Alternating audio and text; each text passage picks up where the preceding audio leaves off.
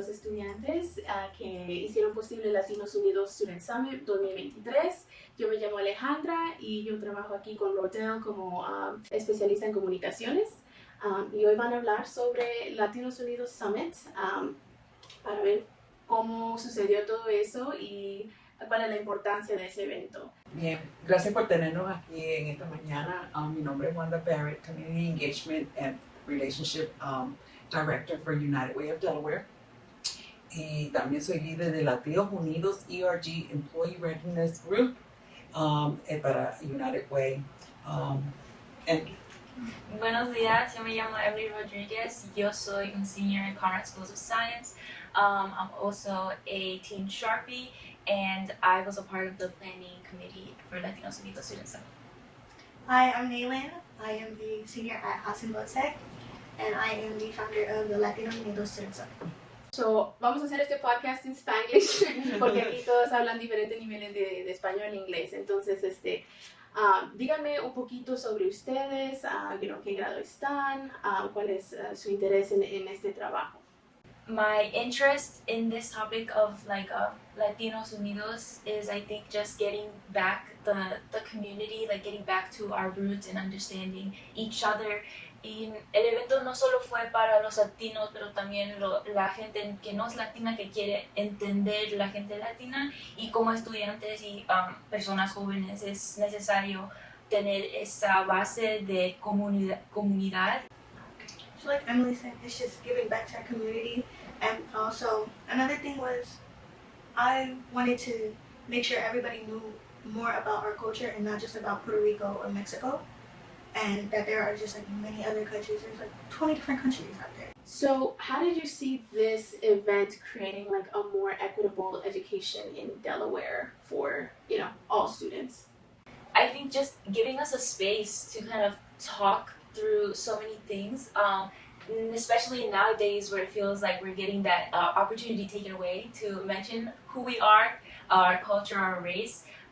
So it's really important to have these spaces in a smaller scope to kind of discuss the things that are burdening us, and also kind of unpack all of these things that we experience, but we don't really know how to put words to them, or we don't know if we're the only ones that are experiencing it.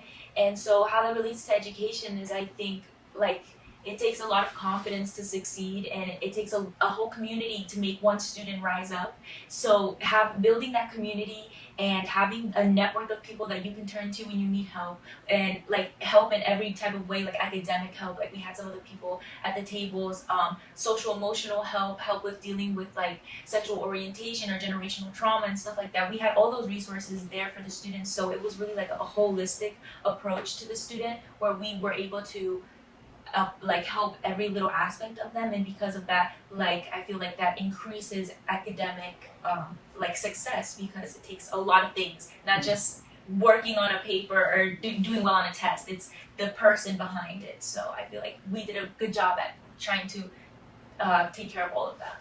And just helping the student holistically, right? Not just supporting them academically, but emotionally, and providing the resources and supports that they may need. Can you tell me a little bit how you came up with the idea, and how you began to organize? Who did you tell first? So the idea behind it, I had attended the Black Students Summit with my best friend. So I ended up going, and I had a blast. And then when I had gotten home, my best friend was with me still, and I was talking with my mother, and I told her, I'm going to do this, but for the Latin Hispanic community, because we don't really have anything for us. So my mom told me to tell my club advisor for Latinos Unidos at school. So we had a meeting one day, and I ended up telling her. And one of my friends, Stefania, who recently graduated, she was like, I love that idea. And she helped me make this 40-something slide presentation to present to United Way and to my principal and everyone at the school. So we ended up doing that, and Ms. Green, our club advisor, ended up getting in contact with United Way. And United Way loved the idea, and here we are today. Wow, you took that initiative though. That's really cool. Okay, how about for you? How did you get involved with, planning it and being on the committee? Well, at my school, I'm a part of the Minority Student Union, and from there, I was able to gain the attention of the Spanish teacher, Miss Gillen, who was the one that connected me with United Way and told me about what they were trying to do, and that she felt like me and other students at my school would be good planning committee members because like we were part of the Minority Student Union or the First Generation Scholars Club. So like we were already doing the work in our school, so it was a good opportunity to join another community and do the same work. So yeah. Y hablas, ¿y tú qué hiciste cuando escuchaste sobre? Cuando escuché la idea, asistí a la presentación y yo estaba como que wow. O sea, estos jóvenes estoy escuchando sus voces y ellos tienen una necesidad de decir, estamos aquí, queremos ser parte de, entonces, inclusiveness. En United Way, mi enfoque es en la comunidad latina, uno de mis enfoques, ¿verdad? Y esto tiene que suceder, esto tiene que pasar. Esto va a ser un éxito para nosotros los latinos que estamos esperando sedientos, y especialmente la juventud está esperando sedientos de información, de estar incluidos en estas cosas que están pasando hoy en día. Y yo estaba, esto es wow, y ahí empezamos a recluir las maestras, estudiantes como Emily, la idea de Naelyn ahí con nosotros, ayudándonos, y hicimos un comité de 26 estudiantes. Porque esto fue una producción. Sí. El comité llegó a 26 estudiantes donde todo, hasta estas bellezas de camisetas, las diseñaron los estudiantes, porque esto era de los estudiantes para los estudiantes. ¿Qué organizaciones estuvieron involucrados en planificar todo esto y cuánta gente fue, cuántos estudiantes fueron y todo eso? Bueno, te puedo decir, ustedes fueron parte del planning committee de los adultos, porque hicimos otro grupito para poder asistir y guiarlos, porque a veces, ¿verdad? Ellos necesitaban como que son jóvenes, ¿no? Sí. Hay que ayudar, exacto. Guiar. Ahí estuvieron Rodell, ahí estuvo Aspira, ahí estuvo el LACC, ahí estuvo the DRJC, que habían hecho ya 3 años el Black Student Summit, ya tenían las experiencias, nos vamos a ayudar para que todo sea un éxito. ¿Qué no hacer? ¿Qué hacer? ¿Qué conviene? Todo esto fue planificado con cautela, o sea, con algo bien pensado. Las maestras de Conrad, que como ya mencionó Mandy, Bonita Green, tremenda maestra, ella está de español, ella es maestra de español, ni siquiera es latina, pero ella embraces. Ella agarra nuestra cultura por una manera, con una pasión, nos ayudó en todo momento. Entidades como pues, la radio, Kevin Andrade, Latinos Unidos de United Way, que tiene PNC, tiene Barclay, tiene gente que viene de esas diferentes compañías que tienen un representante en este colectivo, y ayudamos a todos los estudiantes a que fueran éxito. Era para ellos. Fue un éxito, Yeah. fue un éxito. Sí, llegaron 191 estudiantes. Tuvimos que cortarle a 200 porque se iba a llenar demasiado.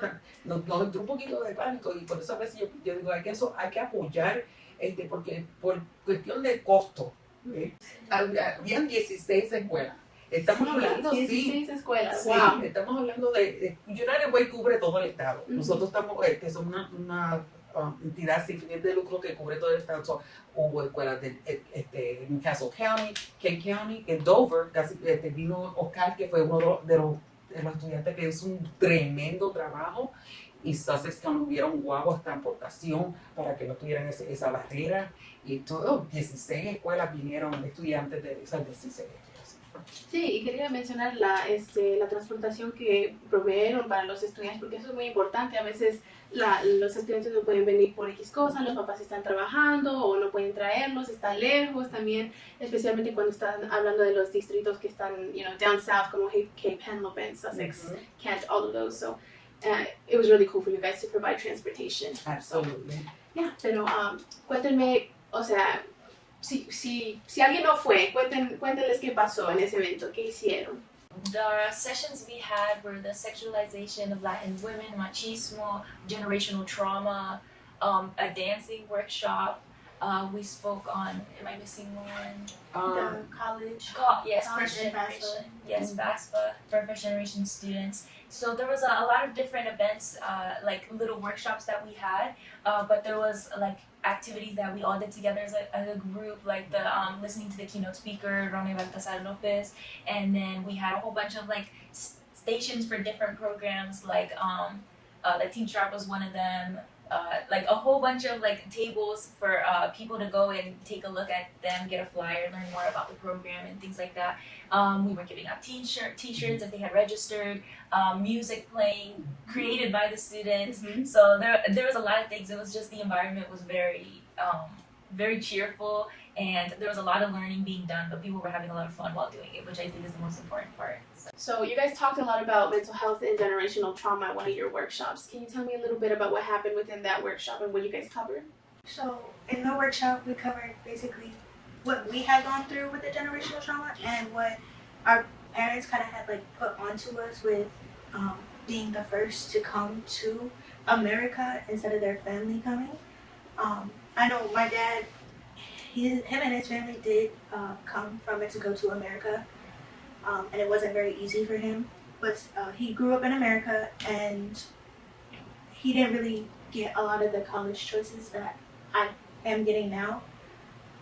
So schooling and applying for colleges isn't really easy for me. So the generational trauma of not seeing all those opportunities and having a hard time trying to apply is still like heavy on me. I think what made the workshop so special and why like I particularly enjoyed it is because the counselor that was there speaking to us, the speaker, was Puerto Rican, so he looked like us, and he was somebody that was able to speak from experience but also from a place of education. Like he knew what he was talking about, and it felt like he was really listening, because not only like he like knew because like that's his job, but also he had experienced similar things, and so he was able to ask us like really interesting questions. Like we would say something like an experience like Naelyn just shared and be like, well, why? Or tell me more. And just being able to be listened to in that way, I think is really special. And then also like realizing that the people around us are experiencing the same things, and then that like the Latin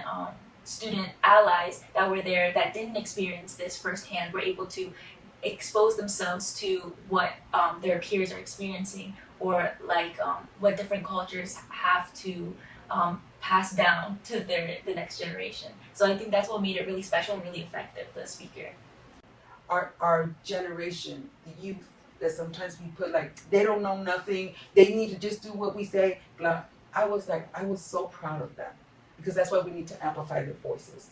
Te digo testimonio de jóvenes que, aunque aman a sus padres, eso no es nada malo, han tenido que ser los traductores, han tenido que ser los proveedores, tienen una experiencia que no es la típica y son circunstancias, no es que sea malo, son parte de una familia. ¿Cómo podemos ayudar? Cuando yo opinaba esos temas, yo estaba, de verdad que nuestra juventud hay que apoyarla.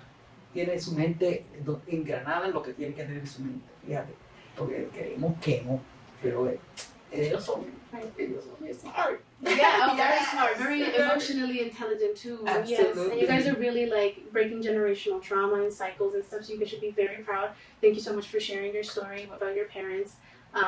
You guys kind of talked about the college application and funding workshop. I know this is a big topic for you, Naelyn. Can you tell me a little bit about like what you guys helped students understand in that workshop? I'm a part of Upward Bound Math and Science with Deltec.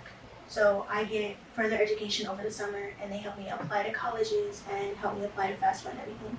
So they're taking me through the step that a lot of people don't really have the opportunity to get help with, and it's not really like known about it.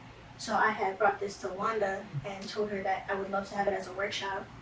I don't know the speaker she had in there, but I'm sure she can explain all about it. Delwin Santos, he's one of our Stand By Me Next Gen director, and he is very dedicated, and his passion is to ensure that Latino youth gets the information.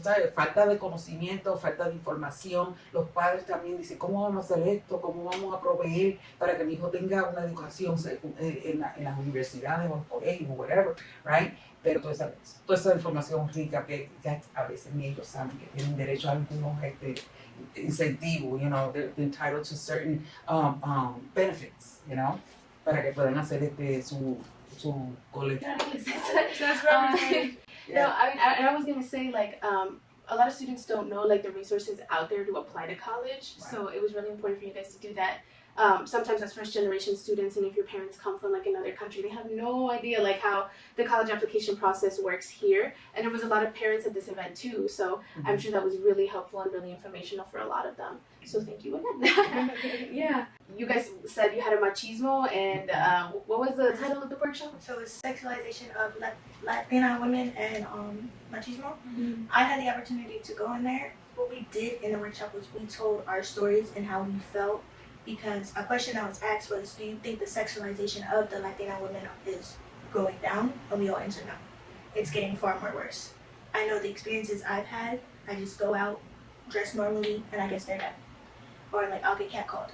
And we also spoke in that workshop about how machismo used to look like back in the day, and like what it looks like now, and how it kind of changes forms. And because of that, we're left with this impression like, well, like men don't they're not allowed to like hit women and get away with it anymore like they used to and now. But there's different forms of machismo that are still present in today's society that are seen in everyday occurrences, that just because it's not seen in the same way it was before doesn't mean that it's not still there. And I think becoming aware of like what it looks like now, and understanding if you might be like a victim of it, if you're a person perpetuating that kind of behavior, it's important to recognize it on both sides and just understand what it is. But again, that was like a space for us to share like our experiences, and then have that interpreted by somebody that has experience in the field, and kind of just open up that discussion for us as students.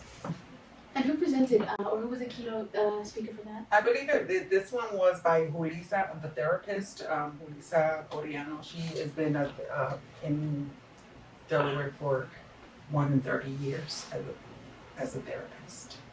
So I wanted to ask you guys, what supports do you guys need at your schools? Like what needs do you guys see? Just having more education based on Hispanic culture. Like I want to know where I grew up. Like I want to know more about my culture, where my family grew up. I don't want to just sit here and have them hear stories from them telling me. I want to learn about it from the school. And I want my friends to know, like, this is where I could have grown up. This is who my family is and how I became. So. At Conrad, I feel like we've taken some really good strides in like a positive direction when it comes to like cultural awareness.